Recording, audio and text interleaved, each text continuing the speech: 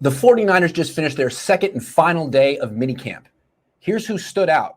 The good quarterback, Brock Purdy. He didn't throw any interceptions. Today, he actually processed coverages quickly, made good decisions, and got the ball out of his hands without throwing any interceptions. That's all the Niners need him to do. They don't need him to be a gunslinger or a hero. He just needs to take what the defense gives him like a mature franchise quarterback, and he did that today. Bravo. Kicker Greg Joseph. You didn't know the Niners had a kicker controversy, but they do, because Greg Joseph made all 7 of his field goals today, while Jake Moody made just 6 of 7 yesterday. So that's Greg Joseph 1, Jake Moody 0. I think it's pretty safe to say that Greg Joseph is going to be the kicker for this team, because Jake Moody seems to have an issue between the ears and with his foot and his leg. Wide receiver Jacob Cohn, best wide receiver on the field today. Granted, Ricky Pearsall, Jawan Jennings didn't practice. They're hurt still. Cohn was outstanding, caught all 4 of his targets, and one of his catches was a 20-yard gain deep down the field near the sideline. Look, he gets open and catches the ball. He seems like a good player. He didn't get on the field much last year, but I think that had more to do with the mental side of being a rookie. Did he understand the play call? Did he know where to line up? Did he know the motion? Did he know the coverage? I think he knows that stuff now, and he's getting open and catching the ball. He reminds me a lot of Rams number 3 wide receiver Tutu Atwell. I think he'd be a really good number 3 receiver in the league. Maybe not a starter because he's 5'8", 160, but you got to respect that speed. Back on the Falcons, when Kyle Shanahan was the offensive coordinator there, he had Taylor Gabriel, who was about the same size, and he was lethal because everyone was worried about Julio Jones on the other side of the field. There's hope for Jacob Cowan. Nickelback Upton Stout. He was the first-string nickelback today because Diamador Lenore was not at practice, and the Niners didn't say why. And on the final play of practice, Stout broke up a well-thrown deep pass from Mac Jones that was intended for Isaiah Nayor, who runs a 4.4 and is 6'4". Stout broke it up easily. We'll talk about Nayor in a minute. More on him in a minute. He might just be 5'8", but he's very sticky in coverage. And of all the Niners rookie defensive players, he was the only one starting today because a couple of them are injured and the other ones haven't broken through yet. Running back Jordan James. Mac Jones pitched him the ball as he was running to the right. Then he bent the run back to the left and exploded for 15 yards. He's clearly more explosive than veteran running back Patrick Taylor Jr., who currently is ahead of Jordan James on the depth chart, but won't be for long. Tight end Mason Pline, an undrafted free agent rookie last year, and today he caught a 20-yard pass from Mac Jones while running a sail route toward the right sideline. Of all the Niners' backup tight ends, Pline seems to be the best receiver, even better than Luke Farrell, who signed a 3-year deal this offseason, and Ross Dwelley, who's my favorite player of all time. Safety Malik Mustafa, he watched practice while standing next to John Lynch in the end zone. You gotta love seeing a young safety gravitate to the Hall of Famer. Talanoa Funga used to do that all the time when he was hurt as well. Wide receiver Brandon Ayuk, he attended practice but didn't watch it.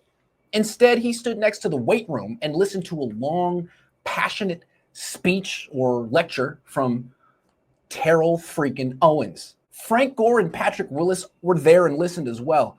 So that was one Hall of Famer lecturing the highest paid wide receiver in franchise history while 2 other Hall of Famers listened respectfully.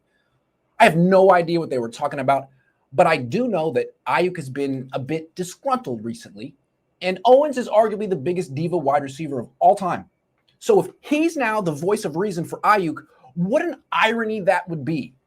To Ayuk's credit, he listened to every single freaking word. PrizePicks will give you $50 when you play your first $5 lineup. Win or lose, you'll get $50 for playing. Use promo code Cohn, C-O-H-N, and download the app now. The not so good. Running back Christian McCaffrey. First of all, he's the only highly paid veteran who actually participated in 11-on-11, 7-on-7 team drills during minicamp. Trent Williams didn't. George Kittle didn't. Fred Warner didn't. Nick Bosa didn't. They were there. They were in meetings. They were in position drills, but they didn't take the risk of actually competing in June because you could get hurt. Christian McCaffrey did take the risk, and he deserves a lot of credit for that. However, by exposing yourself and competing in front of the media, there's winners and losers. And today, he ran a wheel route from the backfield.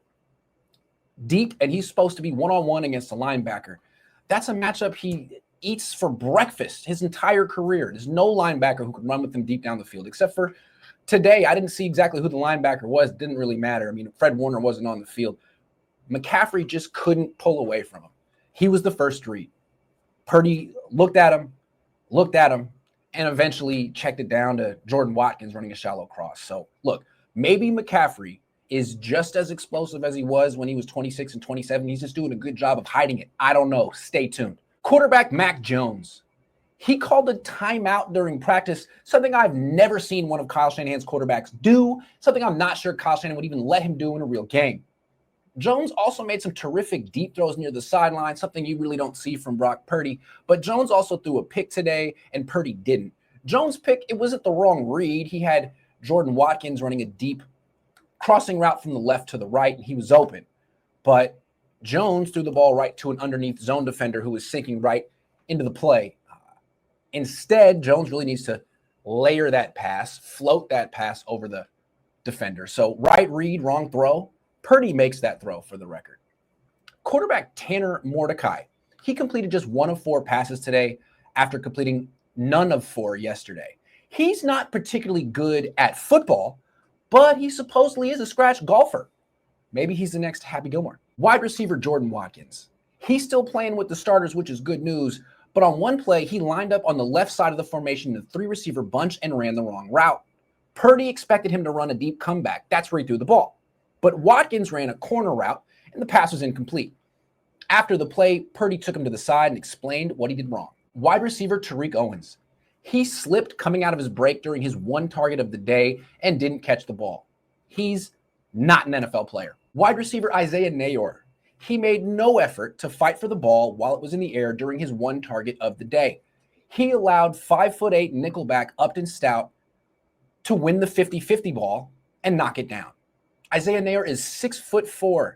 I'm thinking he's a good runner who's not a good receiver.